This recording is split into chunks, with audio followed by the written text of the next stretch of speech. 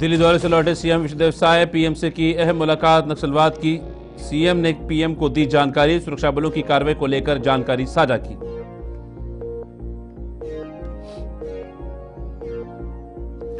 Chhattisgarh cricket premier league की शुरुआत। राज्य के खिलाड़ियों को दिया जा रहा मौका। 6 जून से 15 जून 2025 तक शहीद वीर नारायण सिंह अंतर्राष्ट्रीय क्रिकेट स्टेडियम नवा रायपुर में आयोजित की जा रही टूर्नामेंट।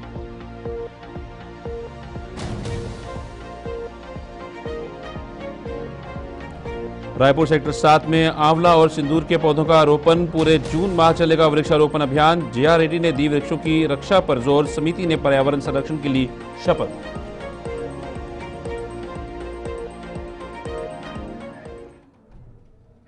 नमस्कार, छत्तीसगढ़ी खास खबरें देख रहे हैं आप सब। मैं हूं आपके साथ साहिल कीर्ति। मुख्यमंत्री विष्णुदेव साय की गरिमाएं उपस्थिति में आज छत्तीसगढ़ स्टेट वेब रेजिस कॉर्पोरेशन लिमिटेड के नवनियुक्त अध्यक्ष निवास राव मद्दी ने विधिवत पदभार ग्रहण किया। पंडित दीनदयाल उपाध्याय ऑडिटोरियम कार्यक्रम में विधानसभा अध्यक्ष डॉक्टर रमन सिंह और भाजपा प्रदेश अध्यक्ष किरण सिंह देव के साथ सम्मिलित होकर साय ने नवनियुक्त अध्यक्ष को सफल कार्यकाल के लिए शुभकामनाएं दी। कार्यक्रम में कैबिनेट मंत्री केदार कश्यप, श्याम बिहारी जायसवाल, टंकराम वर्मा, सांसद महेश कश्यप, भोजराज नाग, रूप कुमारी चौधरी सहित विधायकगण, निगम मंडल आयोग के अध्यक्ष एवं अन्य विशिष्ट अतिथियों की उपस्थिति रही। श्री श्रीनिवासराव मद्दी जी छत्तीसगढ़ स्टेट बेवरेज कॉर्पोरेशन के अध्यक्ष के रूप में पदभार ग्रहण किए हैं। उनको सबसे पहले तो बहुत बहुत बधाई, शुभकामनाएं। और श्री श्रीनिवासराव मद्दी एक अनुभवी व्यक्ति हैं। जिला भाजपा के महामंत्री, अध्यक्ष, प्रदेश में मंत्री, वन विकास बोर्ड के चेयरमैन, कई पदों में रहकर काम करने का अनुभव है। और अब बेवरेज कॉर्पोरेशन के चेयरमैन बने हैं, तो बेवरेज कॉर्पोरेशन का अध्यक्ष का दायित्व इनको दिए हैं, तो पूरी निष्ठा के साथ इस दायित्व को संभालेंगे और जिससे हमारे प्रदेश में राजस्व में भी मुख्यमंत्री विष्णुदेव साय ने नक्सलवाद को लेकर प्रधानमंत्री को सूचित किया कि प्रदेश में नक्सलवाद के खिलाफ चल रहे अभियानों में उल्लेखनीय सफलता प्राप्त की गई है। इस महत्वपूर्ण पहल के अंतर्गत सुरक्षा बलों द्वारा अनेक सकारात्मक परिणाम सामने आए हैं, जो स्थानीय जनता के जीवन को सुरक्षित और बेहतर बनाने में सहायक सिद्ध हो रहे हैं। प्रधानमंत्री ने इस सफलता पर अपनी प्रसन्नता व्यक्त की और यह सुनिश्चित किया कि राज्य को आवश्यक समर्थन और शुभकामनाएं मिलती रहेंगी। इसके अतिरिक्त मुख्यमंत्री विष्णुदेव साय ने दिल्ली में प्रधानमंत्री नरेंद्र मोदी से एक सौजन्य भेंट की, जिसमें उन्होंने छत्तीसगढ़ में हो रहे विकास और बदलावों के बारे में विस्तृत जानकारी साझा की। इस बैठक के दौरान दोनों नेताओं ने बोधघाट परियोजना और रिवर इंटरलिंकिंग की महत्वाकांक्षी योजनाओं पर भी महत्वपूर्ण चर्चा की, जिसने न केवल प्रदेश की जल संसाधन प्रबंधन में सुधार होगा, बल्कि यहाँ की आर्थिक स्थिति को भी मजबूती मिलेगी। मुख्यमंत्री ने प्रधानमंत्री से इन परियोजनाओं के सुचारू कार्यान्वयन हेतु सहयोग की अपेक्षा की। हमारे देश के यशस्वी प्रधानमंत्री आदरणीय श्री नरेंद्र मोदी जी से मुलाकात किया और अपना जो छत्तीसगढ़ की बदली हुई तस्वीर है उसको साझा करने का अवसर मिला। बहुत ये सौभाग्य की बात है। और हमने कल दो बातों पर उनसे चर्चा की। एक तो बोधघाट परियोजना और रिवर इंटरलिंकिंग पर चर्चा हुई है। और ये बोधघाट परियोजना के बनने से करीब 4 लाख हेक्टेयर में सिंचाई होगी। जो अभी छत्तीसगढ़ में नक्सलवाद के साथ हम लोग लड़ रहे हैं, मजबूती के साथ हमारे जवान लड़ रहे हैं, उस पर भी उनको अवगत कराया। उसके लिए उन्होंने बधाई दी है।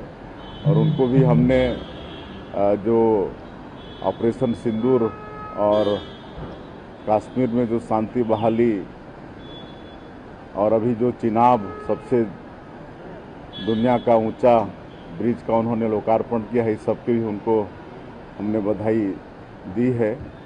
और अपने प्रदेश में जो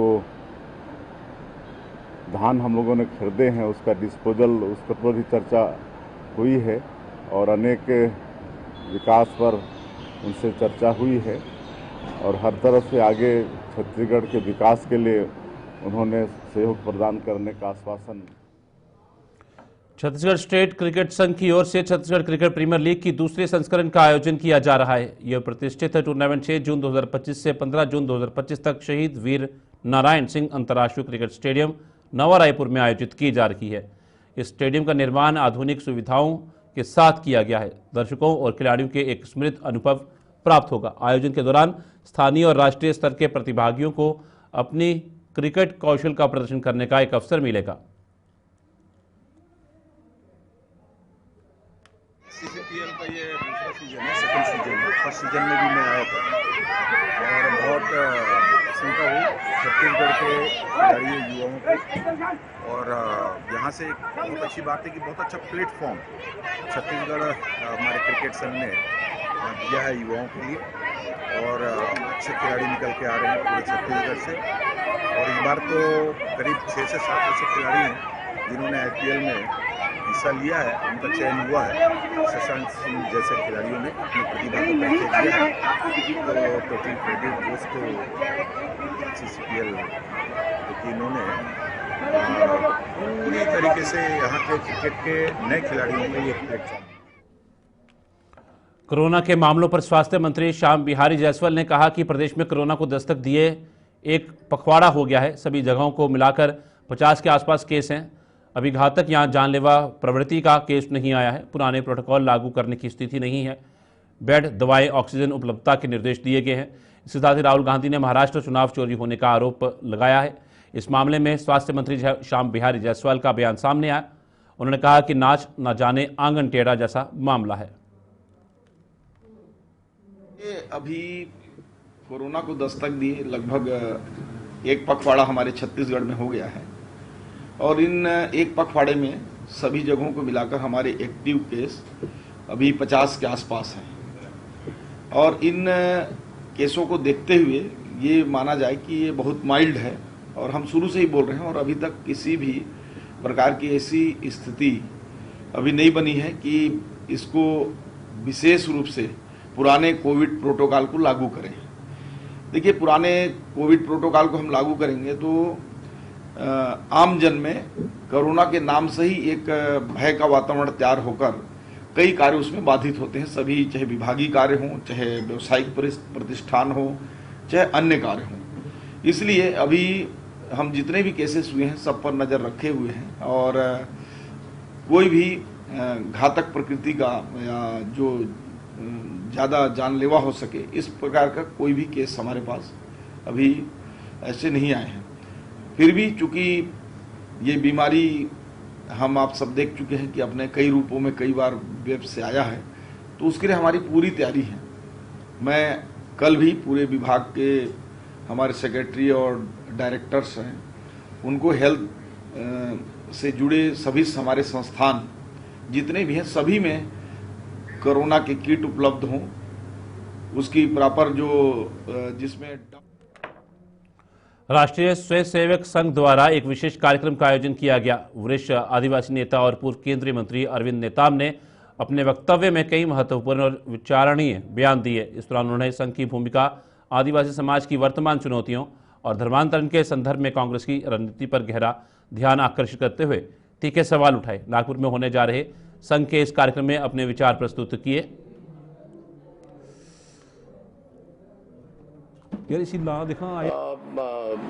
पर्यावरण है उससे रिलेटेड, जल जंगल जमीन खतरे में है। औद्योगिकरण के कारण कारपोरेट घराने और सरकार मिलकर के जो स्थिति बना रहे हैं उससे विस्थापन हो रहा है और अब इस देश में जमीन पुनर्वास के लिए नहीं है। कहाँ जाएगा? तो हमने उसका, देखिए, एक बात हमेशा कहते हैं कि आप विरोध करते हैं औद्योगिकरण का या बड़े इंडस्ट्री का, तो हमने इस बार संघ के सामने मंच पे हमने कहा कि हम 2 प्रस्ताव आपके सामने रख रहे, विचार करिए। प्रस्ताव नंबर 1, हमने उनको कहा कि आप अधिग्रहण करते हैं जमीन, अधिग्रहण मत करिए, आप लीज में दे दी आदिवासी जमीन को। तो लीज में देंगे तो अधिकार तो रहेगा ना, तो परिवार का अधिकार रहेगा, भले अगली पीढ़ी वो उसका कब्जा मिलेगा। तो जब खदान अगर खत्म हो गया तो लेबलिंग कर दीजिए, फिर उसको वापस। कांग्रेस नेता राहुल गांधी ने महाराष्ट्र विधानसभा चुनाव को लेकर सवाल उठाए हैं। उन्होंने बीजेपी पर चुनाव में मैच फिक्सिंग की तरह से धांधली करने का आरोप लगाया है। इस पर कांग्रेस प्रदेश अध्यक्ष दीपक बैज का बयान भी सामने आया। उन्होंने कहा कि लगातार ईवीएम पर सवाल उठ रहे हैं। भारतीय जनता पार्टी ने जो सीटें जीती हैं उन सीटों में लगभग 25-25 हज़ार तक मतदाता बढ़े हैं।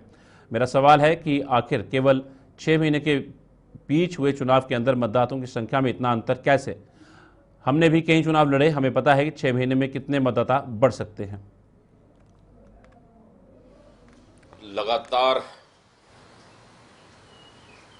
ईवीएम पे और चुनाव आयोग पे लगातार विपक्षी दल सवाल उठा रहे हैं, और जिस तरह से पहले लोकसभा चुनाव का परिणाम महाराष्ट्र में, फिर उसके बाद विधानसभा चुनाव का परिणाम आता है 6 महीने के अंदर में, लगभग 6 महीने के अंदर में महाराष्ट्र में ही 75 लाख वोटर्स बढ़ गए। और आप जो भारतीय जनता पार्टी जो सीटें जीती है, लगभग 118 सीटों में आप देखेंगे, उन 18 सीटों में 25-25 हजार लगभग मतदाता बढ़ गए। मतलब आखिर इतना अंतर मतदाताओं में आया कैसे? भाई हम लोग भी लगातार 13 से 18, 23, 19 चुनाव, 4 चुनाव लड़े। हम लोग जानते हैं कि हर विधानसभा में 5 साल में करीबन 10 से 12 हजार मतदाता की, नए मतदाताओं की नाम एंट्री होती है।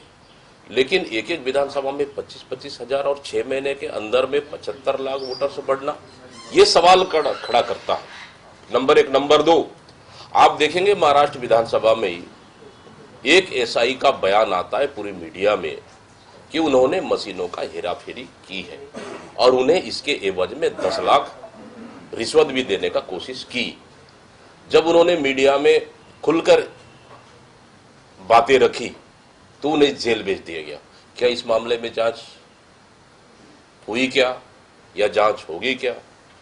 तो कहीं ना कहीं इस तरह चुनाव आयोग और ईवीएम पे और इस तरह के सवालों पे प्रश्न।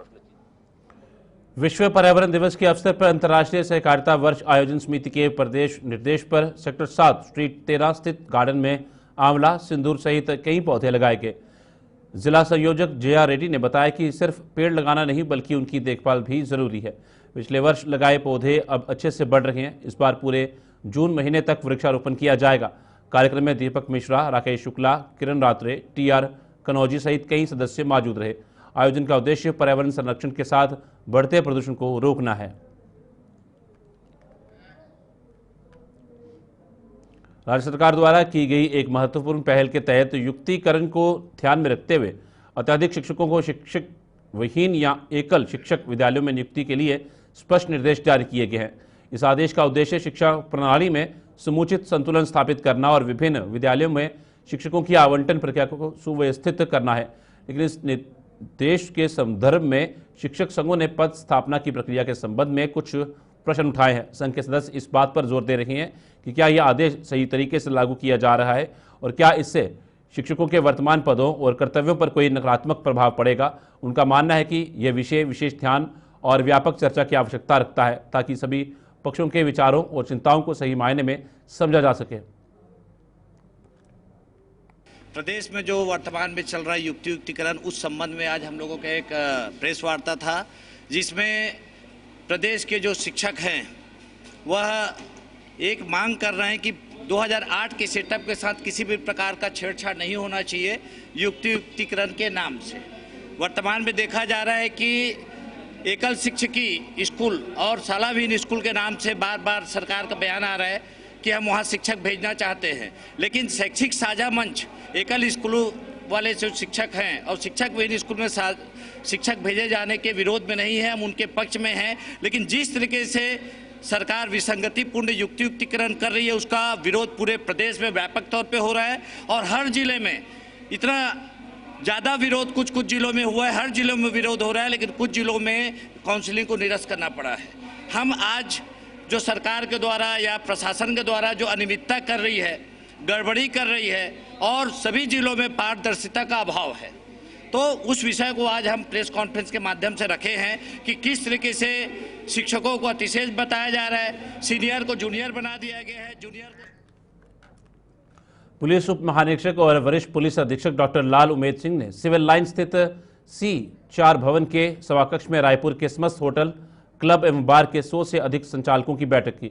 बैठक में अतिरिक्त पुलिस अधीक्षक ग्रामीण कीर्तन राठौर, अतिरिक्त पुलिस अधीक्षक पश्चिम श्री DR पोर्ते सहित अन्य अधिकारी भी मौजूद रहे। बैठक में संचालकों को वैध लाइसेंस रखने, बार क्लब को समय पर खोलने और बंद करने, विशेष आयोजन की पूरी रूपरेखा के बारे में विधिवत अनुमति लेने, प्रमुख गेट, कार्यक्रम स्थल, पार्किंग एवं अन्य स्थानों पर हाई क्वालिटी कैमरा लगाए जाने सहित उसका डेटा 1 माह तक सुरक्षित रखने सहित अन्य निर्देश दिए। कृषि केंद्र की यार्ड में देश भर में 2.5 करोड़ से अधिक की साइबर ठगी का मामला प्रकाश में आया है। 16 राज्यों में 56 केस सामने आए। वहीं मामले में कबीरधाम पुलिस ने कृषि केंद्र के म्यूल अकाउंट का पर्दाफाश किया है। राजनांदगांव रेंज IG अभिषेक शांडलिया के मार्गदर्शन और SP धर्मेंद्र सिंह के नेतृत्व में कार्रवाई में साइबर ठगों के खाते से 2.5 करोड़ रुपए से अधिक का संदिग्ध ट्रांजैक्शन का पर्दाफाश किया गया है। पूरा मामला ICICI बैंक खाते से जुड़ा बताया जा रहा है। एग्रीकल्चर पास नामदेव साहू ब्रह्मदेव कृषि केंद्र का संचालक म्यूल खाता धारक बना है। आरोपी के विरुद्ध पूर्व में भी थाना लोहरा में पूर्व में धोखाधड़ी और 1 करोड़ 90 लाख रुपए के गबन का मामला दर्ज हो चुका है। बैंक में 2.5 करोड़ का ट्रांजैक्शन है। 2.5 करोड़ इसका कहना है 70-80 ICICI बैंक की बात ही नहीं है, तो 70-80 लाख रुपए तो अभी भी जमा इसके खाते में। और इसने टोटल 56 ट्रांजैक्शन देश के विभिन्न राज्यों से, टोटल कितने राज्य हैं ये? 15-16 राज्यों से इसके खिलाफ अलग अलग ठगी की है इसने। क्या ठगी की है? वही सेम पैटर्न है कि 10 लाख रुपये इसका ये कहना है कि सत्यनारायण दुबे नाम का कुरबा का एक व्यक्ति है जिसका पुराना साथी है, पुराने अपराध में भी इसके साथ है। उसने इससे बोला कि 10 लाख रुपए तेरे खाते में आएंगे, उसमें से 1 लाख रुपए अपन को मिलेंगे, बाकी 9 लाख मुझे निकाल के दे दिया करो या ट्रांसफ़र कर देना।